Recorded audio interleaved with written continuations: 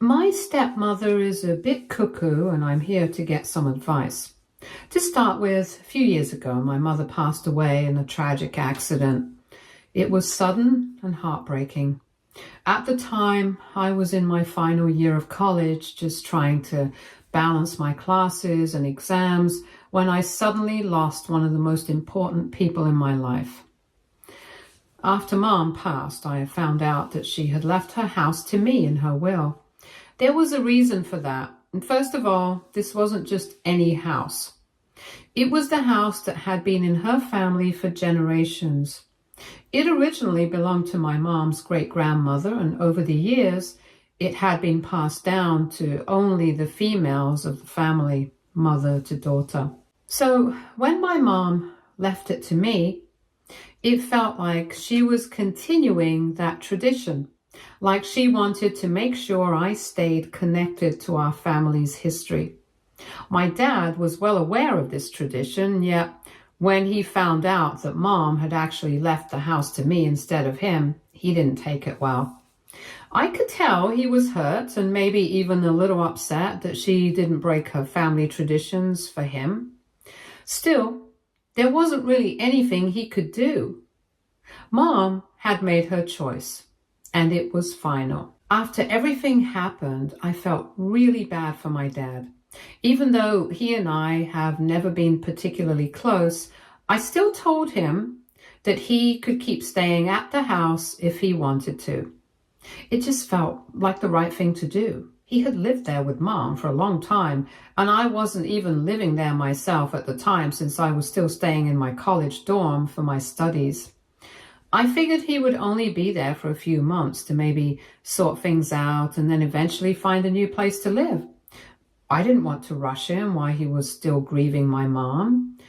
But things didn't quite turn out the way I expected. Not long after my mom's death, he met someone new, Angela, who would later go on to become my stepmother. I'll be honest, him meeting her caught me off guard. It seemed really soon, and part of me couldn't help but feel a little uncomfortable with how quickly things were moving between them. My mom had only passed recently, and suddenly there was someone new in the picture. Even though I had my doubts and questions, I didn't bring them up to my dad. I didn't want to interfere or come across as judgmental. I figured it was his life and maybe he was just trying to find comfort and move forward in his own way. So I kept those thoughts to myself, even if they lingered in the back of my mind. After I finished college, I landed a remote job, which was a huge relief. And it meant I could finally move back home. And that's when I actually met Angela in person for the first time. Until then, she had just been a name I heard now and then from my dad, but now she started coming over more often. She'd drop by to spend time with him, and occasionally she'd make an effort to talk to me too. My first impression of Angela was that she was very strange. There's no other way to put it. Angela is really into all that witchcraft and ghost stuff. And yes, I know how that sounds. It surprised me too. She generally believes in the paranormal, says she grew up in a haunted house as a kid and that those experiences shaped her whole view of the world. Over the years, she's shared countless stories with me, tales about ghosts she's seen, demonic presences she's felt, and even encounters with what she calls poltergeists. To be honest, I've never bought into any of it. I'm a pretty grounded person. That kind of stuff just doesn't add up for me.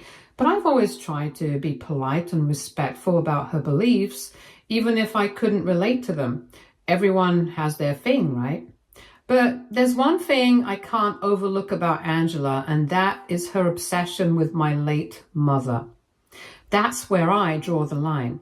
At first I thought maybe it's just her way of trying to understand the past or the bond that my dad and I had with Mom, but over time it started to feel like something much deeper and weirder. She would ask me all kinds of questions about my mom. What were my mom's favorite corners in the house? Where did she spend most of her time? Did she have any special routines around the house? At first, I thought maybe she was just trying to be respectful or learn more about someone important to my dad. But then it started to get strange. Angela would quietly wander from room to room and say things like, "I really wish I could feel your mother's spirit here." She'd close her eyes and just stand still for a while, like she was waiting for something or someone. It made me uncomfortable, honestly. I tried to talk to my dad about it, thinking he'd see how bizarre it was too, but he just laughed it off and he called it quirky and said it was cute how she was so in tune with her spiritual energy. I didn't find it cute. I found it unsettling, but at that point I just hoped it was maybe a phase or something she'd eventually move on from. Every time Angela came over for a meal, whether it was lunch or dinner at our place, she would always, without fail, set an extra plate at the table. This was not for a guest or for a friend. This was apparently for my late mother. Angela would set up this place and tell us that it would be rude of us to eat our food without offering it to my mother. First time she did it, it honestly made me feel very, very uncomfortable. I mean, what kind of person comes into your house and sets a plate aside for your dead family member without your permission? At the time, I was still processing the grief of losing my mom, still trying to navigate what life looked like without her. And here was this woman I barely knew treating my mother like a ghost guest at dinner. Meanwhile, my dad never had any issues with her behavior whatsoever. He always thought it was Angela's way of being respectful, like she was trying to include my mom in spirit. Then there was the time when one day I finally gathered the strength to go through my mom's old closet and sort out her things. It wasn't easy. I was trying to decide what to keep, what to donate. And that's when Angela, of course, chimed in saying that she wanted to take away some of my mom's clothes for remembrance. I refused. I mean, she never even knew my mom. They never met, never shared a single conversation. So why did she want her clothes? Why did she care so much? Angela insisted that it was all out of love, that everything she did was because she wanted to honor my mother. She said she felt a deep connection to her, even though they had never met, and was just trying to keep my mother's spirit and memory alive. And while I do believe that remembering and honoring someone we've lost is important, there was something about the way she did it that didn't sit right with me. Her actions almost felt performative. Despite my refusal, she did manage to take away some of my mom's clothes for herself. All of this was already huge red flags for me, and I just didn't want Angela in our lives anymore. Then one day, Dad sat me down and told me something I wasn't expecting. Turns out he had asked Angela to move in with him. He said he was serious about her, that their relationship had grown stronger over time, and that Angela had been wanting to live with him for a while now. He seemed excited about it, like he had already made up his mind and just needed me to be okay with it. I didn't take the news well. I tried to stay calm, but inside, I was frustrated and, honestly, hurt. I asked him why he wanted to move in with someone like her, knowing that she was peculiar and not at all normal, but Dad insisted that if I gave Angela a chance, I would eventually come to love her just like he did. I had no interest in that whatsoever, so I asked him to move out, to find a place of their own and leave this house, Mom's house, so I could live here on my own. But Dad pushed back and he started to say, "Come on, you can't be serious. I can't just move out. I'm your father. We are family and we should stay together." He brought up how the house held so many memories for him too, that it wasn't just my mom's, but also his home for many years, and he couldn't just walk away from all that. He also argued that he didn't want to leave me alone at the house all on my own, that he felt it would be wrong to ditch me and go live separately, that I was still young and he needed to look after me. Although all his arguments sounded sweet on the surface, it also felt like an excuse. It wasn't really about not leaving me. It was about making things convenient for him, since he had a free place to stay. Dad then offered that he and Angela would split the grocery costs, cover their share of the bills, and help out with household chores. From his perspective, it was a practical arrangement. Everyone pitching in, no one shouldering everything alone, out of a mix of guilt, pity, and maybe a little hope that things would somehow work out, I agreed to let my dad and Angela stay. I have to say that I have had to adjust a lot, but I've always kept my mouth shut for the sake of my dad's happiness. Eventually, they both got married. It was a quiet ceremony, and my dad seemed genuinely happy with Angela. Seeing him smile again after everything we'd been through made it harder for me to speak up about how I really felt about that woman. To be fair, they've kept their word. They do pay their share of the bills, buy groceries, help with cleaning, make an effort to pull their weight around the house. However, the only issue I have is Angela's continued obsession with my mom. And I don't use that word lightly. My stepmother has gone so far as to claim, after moving into our place and getting married to my dad, that she has been seeing a lady in white walking through the hallways at night. She tells me this with wide eyes and total conviction that she's certain it's my mother who's coming to visit her. After this, Angela then started wearing my mother's clothes around the house like it's totally normal.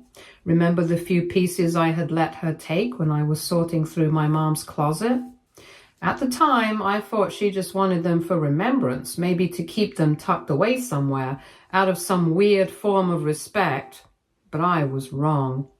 Angela would walk into the kitchen or pass by in the hallway wearing one of my mom's old sweaters or a blouse, and every time I saw her dressed like that, it felt like my mother was back.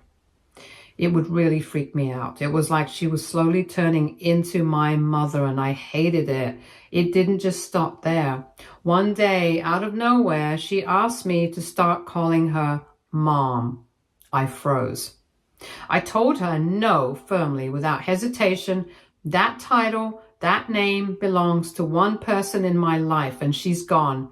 Angela isn't her and never will be. But instead of dropping it, Angela started emotionally blackmailing both me and my dad. She said things like, I can feel your mother's spirit through me, and your mother would want this. I just know it. She talked about it with this eerie certainty. According to her, she was the only one who truly knew what my mother wanted now, so I should go along with her wishes.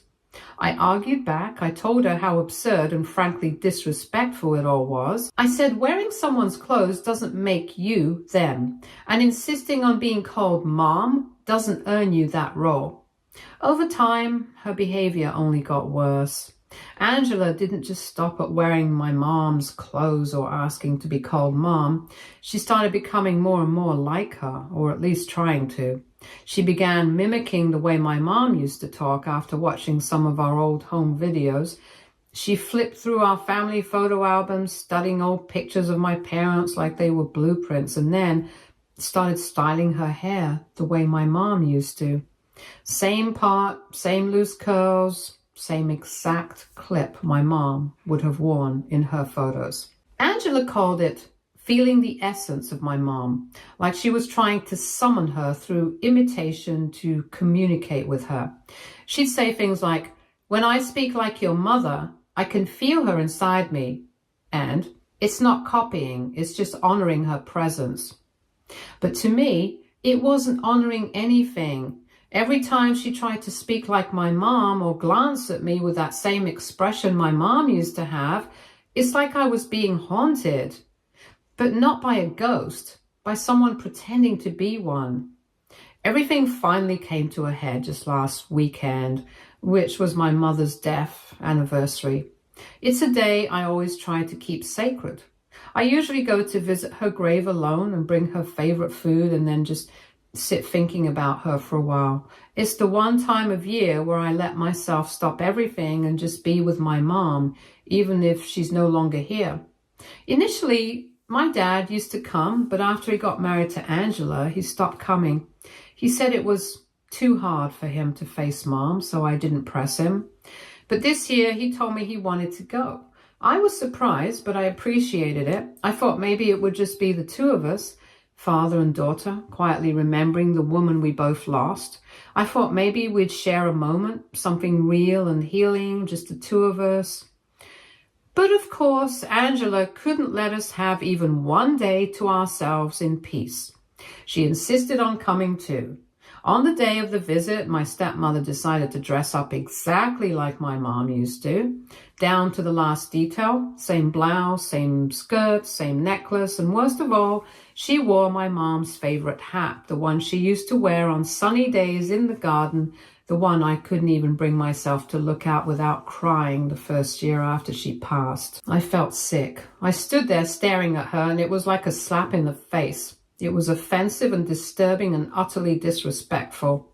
I pulled my dad aside and told him firmly and clearly that this had gone too far, that he needed to talk to his wife, that she was crossing boundaries in a way that made me feel violated in my own grief. But he just shrugged and told me half-heartedly, "She just means well," and acted like it was no big deal that she was dressed like that. I just shook my head in anger at him because once again, my pain was being overlooked. We finally reached my mom's grave. I was already emotionally drained from the whole morning. Angela's outfit, my dad's indifference, all of it. I tried to push it aside, hoping I could still salvage the visit, have even a moment of peace to just be with my mom. But it didn't happen. Instead of quietly paying her respects or even just standing in silence, Angela pulled out this little bag she had brought with her, and from the bag she started taking out candles, crystals, mom's old handkerchief, and then, to my absolute horror, an Ouija board. Right there at my mother's grave. She told us she wanted to try and contact my mom. She said this day, this setting was perfect for it, that the energy was strong and she could feel my mom's presence already near the grave. She talked about feeling her aura, about how she believed this could bring us closer to my mother. I couldn't believe what I was hearing. So I snapped. I asked her straight up, "Is this why you even wanted to come today? Was this whole thing just some weird ritual to you?" I was extremely angry. She was turning my mother's death anniversary into a performance, as if this was one of her spiritual side projects. She didn't even ask us whether we would be comfortable with her summoning my mother, and had just assumed on her own that Dad and I would be okay with it. Angela tried to defend herself, telling me that she thought she was doing a favor to us, as she could see just how much we grieved her every day, and thought that us communicating with Mom would help us get closure. But I wasn't having it. I told her she needed to pack up her things and leave immediately. I said she had no right to visit my mother's grave with her mumbo-jumbo. She clearly didn't respect my boundaries, and I wasn't going to let her keep hijacking these moments anymore. Just to be clear, my outburst wasn't just about this one day. It had been happening for a long time, her pushing her beliefs and fantasies onto us. Angela always steamrolled over every feeling I had, and I was tired of her excuses. I stayed quiet for so long out of politeness, out of trying to keep the peace for my dad. But that moment at the grave, that was the final straw for me. My dad tried to de-escalate the situation. He stepped in, not to defend me, not to understand why I was so hurt, but to tell me to calm down and not talk to his wife this way. He admitted that even though he was a little shocked that Angela had brought all the stuff with her, he insisted that kicking his wife out and not letting her be part of our special day was taking things too far. That even though her actions were a bit unusual, she didn't mean any harm to us. He called it a little misunderstanding. He said, "This is just who she is. You know that, so just let it go." Like I was supposed to just swallow my feelings and accept whatever his new wife does. "Angela's family now," he kept saying. What my dad refused to see was that in trying to make space for her, I was the one who kept being pushed aside. My grief, my boundaries, my history with my mother, they were being minimized so Angela could feel included. To him, I was the one making drama out of nothing when it was literally the other way around. His words felt like betrayal, honestly. And this is when something inside me just snapped. I couldn't just keep quiet anymore. All the hurt, the frustration, the years of swallowing my feelings, it all came pouring out. I looked at my dad, really looked at him and said, "Do you even hear yourself right now? You're defending someone who dressed up like your dead wife and tried to summon her like some party trick. This isn't normal, Dad. This isn't respectful. And you're standing there acting like I'm the problem?" I didn't care about being calm anymore. I was shaking, my voice was cracking, but I didn't hold back. Angela is not family to me. She never was. Family doesn't hijack someone else's grief. Family doesn't obsess over someone they never even knew and then claim to speak for them. Family doesn't turn a grave visit into some weird seance. She's just plain weird, and you refuse to accept that. I continued to tell him how tired I was, tired of being the one who always had to adjust, always had to be understanding, always had to look the other way while Angela got her own way. I told him I felt like a stranger in my own home, like I was constantly walking on eggshells so his new wife could feel comfortable, pretending to be someone she wasn't. And then I said it. You've chosen her over me every single time. And today just proved it again. His expression shifted. He went from shocked to angry in seconds. I think my words hit deeper than he expected. Or maybe he just didn't like hearing the truth said out loud. And without another word, he turned to Angela, who was clutching her bag of spiritual tools, and said, "Let's just go." He and my stepmother walked off towards the car and left me out in the cold, standing near the grave. He didn't look back. He didn't ask if I was okay or if I needed a ride. He just got in, started the engine, and drove away with her like nothing had happened. Later, I had to find my own way home. Ever since that day, I've refused to speak to either of them. I'm beyond furious at them, and I can't believe that I couldn't even properly mourn my mother on her death anniversary. I didn't get to sit by her grave and tell her how much I missed her.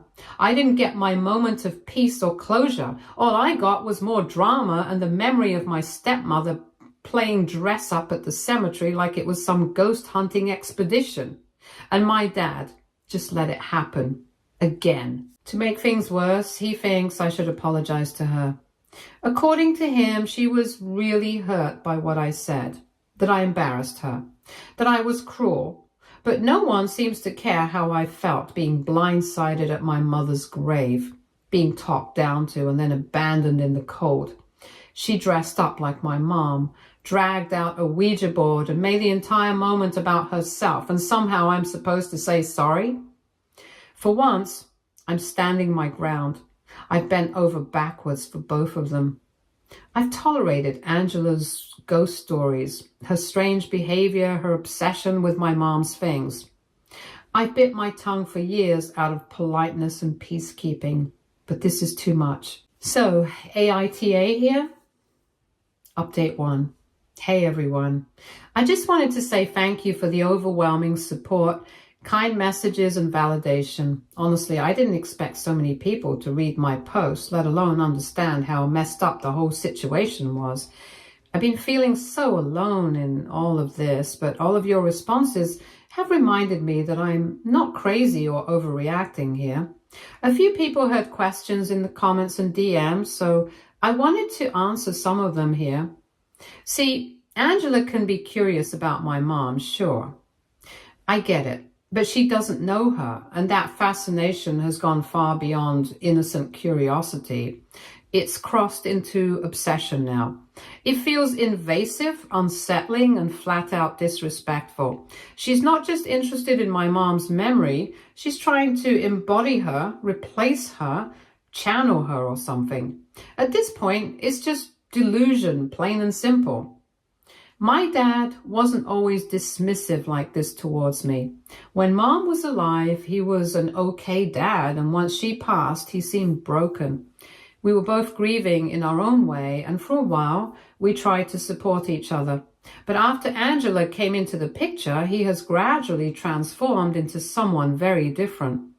Before, he used to be more grounded, more emotionally aware, but now he brushes everything off if it makes Angela uncomfortable. It's like her feelings matter more than anyone else's. Seeing multiple comments, I guess I can finally admit that even I think my dad is enabling Angela's behavior, calling it cute and quirky instead of shutting it down. It feels like he likes that Angela dresses up and talks like her. At this point, I wouldn't be shocked if part of why he fell for Angela was because she tried to imitate my mom. It's quite messed up, if this is truly the case. I'm honestly not qualified to say if Angela is mentally ill, but the way she pushes it on everyone else and oversteps, that's manipulative. Whether she realizes it or not, she's made everything about her.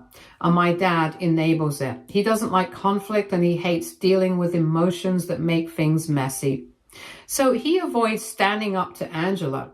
Even when she clearly crosses a line, he thinks it's harmless. He doesn't see how damaging it is for me. Update 2. I wanted to share a bit more background about how my dad met my stepmother because I have been receiving a lot of questions about that. My dad actually met Angela at a grief counseling group after my mom passed away. Angela had lost her parents at the time, so yeah, in that sense, she and my dad bonded over loss. I guess that shared grief turned into something more between them, which is okay, fine. I understand that grief makes people form intense connections sometimes, so I'm not mad that they met that way. What does bother me and still deeply unsettles me is that I genuinely believe now that part of the reason Angela wanted to date my dad and move into our home and eventually marry my dad was to feel closer to my late mother. I know that sounds strange, but based on everything she's said and done, I honestly believe that she is obsessed with the paranormal stuff. She said to herself she constantly talks about feeling my mom's essence in the house. She dresses like her, she studies our old family albums. She even claims she and my mom are kindred spirits. I don't even know how to get over this anymore. It's like she's built this entire fantasy around someone she didn't know. And now she's trying to wedge herself into our family as if she's been here all along. Anyways, currently I'm still not speaking to my dad and Angela. I've told them that I need space from them. I've started journaling, talking to a therapist online, as some of you have suggested, looking for lawyers to help kick them out.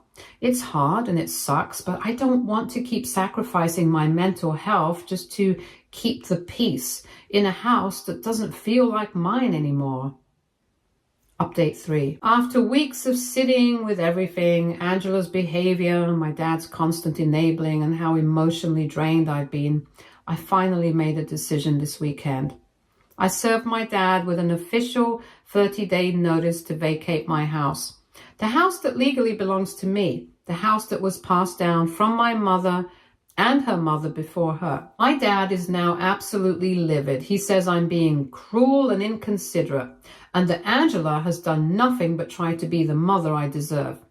That line actually made me laugh out loud. The mom I deserve? No, I had that. She died 3 years ago. Dressing like her, speaking like her, claiming she feels her aura in the curtains, none of that is mothering. Angela, for her part, has continued to act crazy. She claimed I'm being heartless and dishonoring my mother's legacy.